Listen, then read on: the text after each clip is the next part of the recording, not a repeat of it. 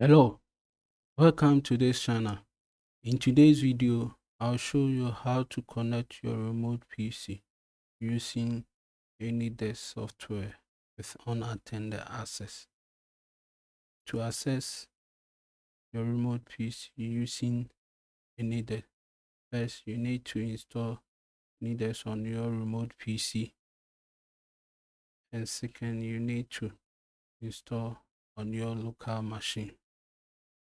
So to start AnyDesk using unattended access, unattended access helps you to access your remote PC using username and password without any confirmation from the remote end to give you permission to access your remote PC using AnyDesk software. So to start, first you need to download AnyDesk and install on your PC.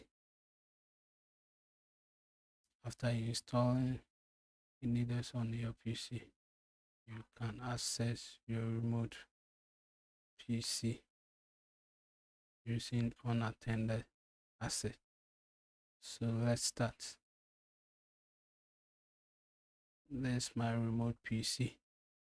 So to access my remote PC on my local machine anywhere, I need to click on set up a password for unattended access. Then I give a password and confirmation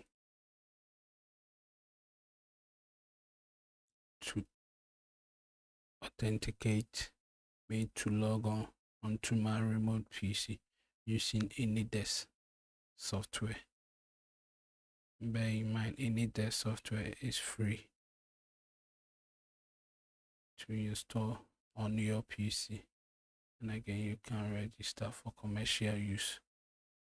So by setting up AnyDesk using unattended access, I've set my remote PC unattended access. To access it on my local, I click on AnyDesk icon on my desktop. Then on the remote desk, I type my remote PC username. That's what generated by AnyDesk for the first time I install. So I type my username,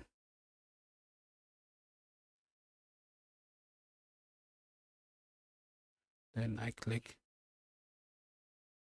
connect.